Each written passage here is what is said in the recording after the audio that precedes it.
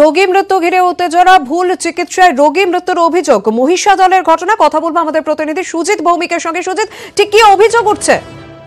দেখো, অভিযোগ উঠছে নার্সিং হোম কর্তৃপক্ষের এক চিকিৎসকের বিরুদ্ধে, যে ওই চিকিৎসক ইঞ্জেকশন দেওয়ার কিছুক্ষণের মধ্যেই এক মহিলার মৃত্যু হয়েছে, যাকে ওই নার্সিং হোমে কিছুক্ষণ আগেই ভর্তি করা হয়েছিল, ওই ঘটনার কিছুক্ষণ আগেই।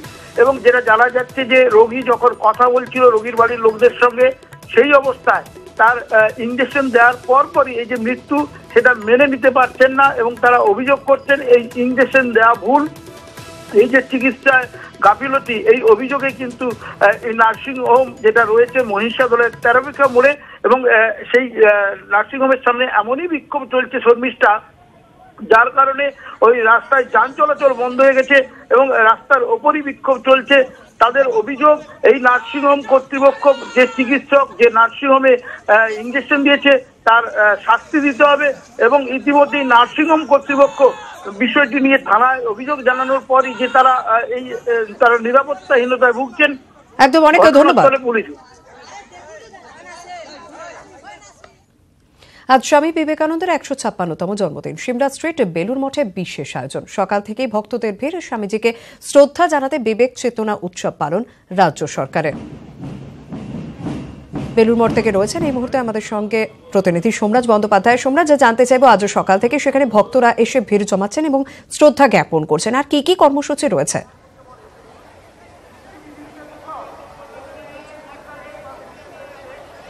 দেখো, এখন বেলুর মঠের অনুষ্ঠান প্রায় শেষ পর্যায়ে। এখন বেলুর মঠের ছাত্রছাত্রীদের উদ্যোগে যোগা হবে। সেই যোগা হয়ে যাওয়ার পরেই কিন্তু অন্তত আজকের মতো এখনকার মতো অনুষ্ঠান পর্ব শেষ। আবার বিকেলের দিকে অনুষ্ঠান হবে বেলুর মঠের ছাত্রছাত্রীদের উদ্যোগে।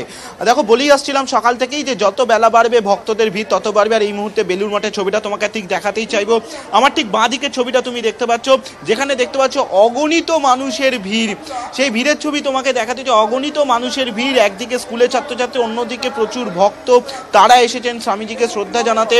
শুধু তাই নয়, দেখো আজকে মন্দির দিনভর খোলা থাকবে, মন্দির আজকে বন্ধ করা থাকবে না। তাই এখন যে ভিড় তুমি দেখতে পাচ্ছ, সেই ভিড়ের ছবি, অর্থাৎ বেলুর মঠের যে চেনা ছন্দের ছবি স্বামী বিবেকানন্দের জন্মদিনের দিন, সেই ছবি তুমি দেখতে পাচ্ছ। যেটা বেলুর মঠ কর্তৃপক্ষ যেটা বলছিল যে আজকে ৮০ থেকে ৯০ হাজার লোকের ভিড় হবে, ভক্তদের ভিড় হবে। প্রায় ৩০,০০০ ভক্ত আজকে প্রসাদ খাবেন বেলুর মঠে বসে, যার জন্য ৩০,০০০-এর মতো ভক্তদের জন্য প্রসাদের জন্য রান্না করে রাখা হচ্ছে, যেটা বেলুর মঠের তরফে কিছুক্ষণ আগেই জানানো হচ্ছিল। যা ইতিমধ্যেই প্রসাদ খাওয়া শুরুও হয়ে গেছেন বেলুর মঠের তরফে, কেননা এতটাই ভিড়। সেই ভিড় তুমি দেখতে পাচ্ছ, আমার ঠিক ডান দিকেও দেখতে পাচ্ছ, অর্থাৎ যেদিকেই এখন দেখা যাচ্ছে সেদিকেই এখন মানুষের ভিড়। বেলুর মঠের সামনে থেকে, অর্থাৎ বেলুর মঠের যে মূল গেট, সেই গেট থেকে আজ এখন শুধুই ভক্তই ভক্ত। এখন যে অবস্থা রয়েছে যে বেলুর মঠে এখন দাঁড়ানোর পর্যন্ত জায়গা নেই, এতটাই ভিড় বেড়েছে বেলুর মঠে।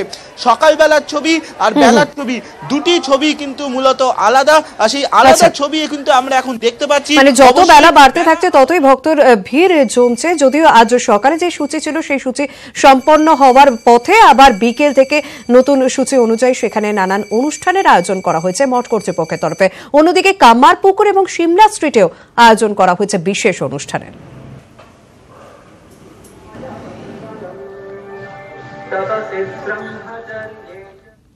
মাছ চাষে উৎসাহ যোগাচ্ছে রাজ্য সরকার। মৎস্যজীবীদের দেওয়া হচ্ছে মাছ, চুন ও মাছের খাবারও। নদিয়া হরিণঘাটা ব্লকের ৩০ জন মৎস্যজীবী মৎস্য দপ্তরের এই উদ্যোগে উপকৃত। একদিকে মাছের চাষ বাড়ানো, আরেকদিকে মৎস্যজীবীদেরও লাভ বাড়ানো, দুই লক্ষ্যেই উদ্যোগী রাজ্য সরকার।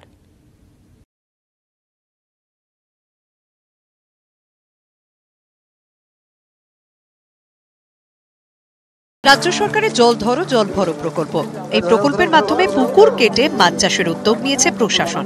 আর এভাবেই নদিয়ায় হরিণঘাটা ব্লকের মৎস্যজীবীদের পাশে দাঁড়ানোর পরিকল্পনা নেওয়া হয়েছে।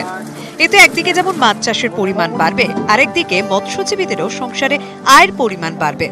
মৎস্য দপ্তরের উদ্যোগে মৎস্যজীবীরা মাছ চাষে উৎসাহ পাচ্ছেন। কথায় বলে মাছে ভাতে বাঙালি, আর মৎস্য দপ্তরের উদ্যোগে এই কথাই পূর্ণতা পাচ্ছে। মৎস্যজীবীদের মাছের চারা, চুন ও মাছের খাবার দেওয়া হয়েছে। প্রতি মৎস্যজীবীকে 750টি করে মাছের চারা দেওয়া হয়েছে। প্রতি মৎস্যজীবীকে 30 কেজি চুন ও 87 কেজি মাছের খাবার দেওয়া হয়েছে।